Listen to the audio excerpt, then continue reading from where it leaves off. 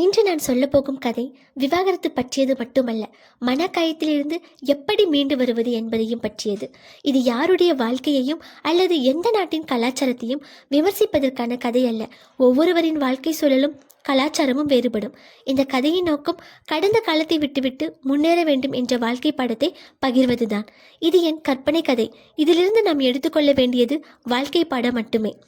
வாங்க கதைக்குள்ள போகலாம். அனைவருக்கும் வணக்கம். இது உங்கள் அனி வாய்ஸ்.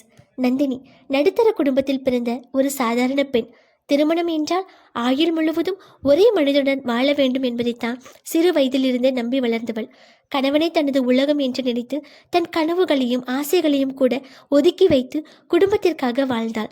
ஆனால் வாழ்க்கை அவள் எதிர்பார்த்தபடி அமையவில்லை. திருமணமாகி பல ஆண்டுகள் ஆனாலும் அவர்களுக்கு குழந்தை பிறக்கவில்லை. அதனால் குடும்பத்தில் அடிக்கடி பிரச்சனைகளும் மனக்கசப்புகளும் அதிகரித்தன. நந்தினி பல மருத்துவமனைகளுக்கு சென்றாள். இறைவனிடம் தினமும் கண்ணீர் மல்க வேண்டிக் கொண்டாள். ஆனால் சூழ்நிலை மாறவில்லை. சில வருடங்களிலேயே அந்த உறவு விவாகரத்தில் முடிந்தது. அதைவிட அவளுக்கு அதிகமாக வலித்தது முன்னாள் கணவர் மிக விரைவில் மறுமணம் செய்து சந்தோஷமாக வாழ ஆரம்பித்ததுதான். ஒவ்வொரு நாளும் நான் என்ன தவறு செய்தேன்? என்னுடைய ஒரே ஒரு குறை, எனக்கு குழந்தை இல்லை. இல்லாதது தானே?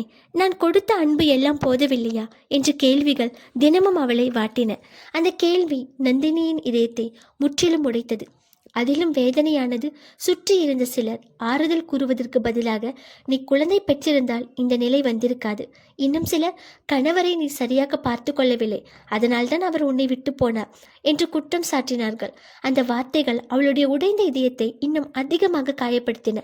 அழுது கொண்டே தூங்கும் இரவுகள், சிரிக்க மறந்த நாட்கள், தன்னைத்தானே குற்றவாளியாக நினைத்த மனம்.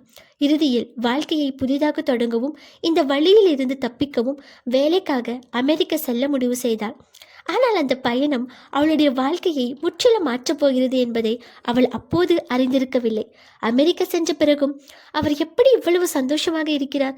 என்னை பற்றி கவலையே இல்லையா என்று தினமும் நினைத்து அழுதாள்.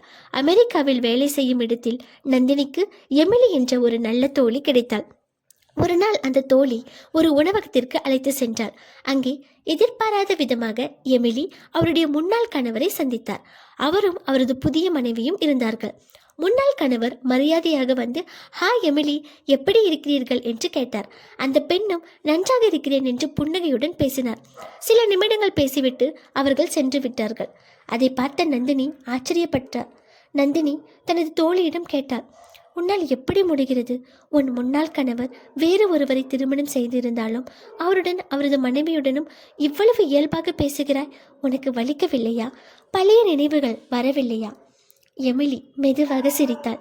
நந்தினி, வலிக்காதா? நிச்சயமா வலிக்கும். நான் கல்லில்லை. நானும் நிறைய அழுதிருக்கிறேன். ஆனால் ஒரு நாள் நான் ஒரு விஷயத்தை புரிந்து கொண்டேன்.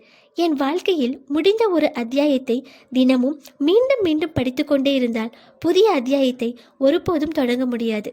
சிறிது நேரம் அமைதியாக நடந்த பிறகு எமிலி சொன்னாள், ஒவ்வொரு நாட்டிலும் உறவுகளை பார்க்கும் விதம் கொஞ்சம் மாறுபடலாம். இந்தியாவில் குடும்ப உறவுகளுக்கு மிகுந்த முக்கியத்துவம் கொடுக்கப்படுகிறது. அமெரிக்காவில் ஒரு உறவு முடிந்த பிறகு பலர் மரியாதையுடன் முன்னேற முயற்சிப்பார்கள். ஆனால் எந்த நாடாக இருந்தாலும் மனமுடைவதும் வலிப்பதும் மனிதர்களுக்கு ஒன்றுதான். பிறகு எமிலி நந்தினியை பார்த்து கேட்டார், ஒரு பாம்பு உன்னை கடித்தால் நீ திரும்பி போய் அந்த பாம்பை கடிப்பாயா? இல்லை என்றாள் நந்தினி. எமிலி நந்தினியின் கையை பிடித்துக்கொண்டு மெதுவாக சொன்னாள், அப்படி என்றால் ஏற்கனவே உன்னை காயப்படுத்திய ஒரு சம்பவத்தை ஏன் தினமும் உன் மனதில் மீண்டும் மீண்டும் வாழ்கிறாய்? பாம்பை பழிவாங்குவதால் விஷம் வெளியேறாது. முதலில் உன் காயத்தை குணப்படுத்து. சில அத்தியாயங்கள் முடிவதற்காகத்தான் வரும். அதை மூடிவிட்டு உன் வாழ்க்கையின் அடுத்த அழகான அத்தியாயத்தை தொடங்கு. அந்த வார்த்தைகள் நந்தினியின் கண்களில் கண்ணீரை வரவழைத்தன. அது சோகத்தின் கண்ணீர் இல்லை, குணமடைய ஆரம்பித்த ஒரு மனதின் கண்ணீர். இந்த மாதிரி மனதை தொடும் கதைகளை தொடர்ந்து பார்க்க எங்கள் சேனலை சப்ஸ்கிரைப் செய்யுங்கள். உங்கள் கருத்தை கமெண்டில் பகிருங்கள். மீண்டும் சந்திப்போம், சிந்திப்போம், வாழ்க்கையை மாற்றுவோம். Bye bye.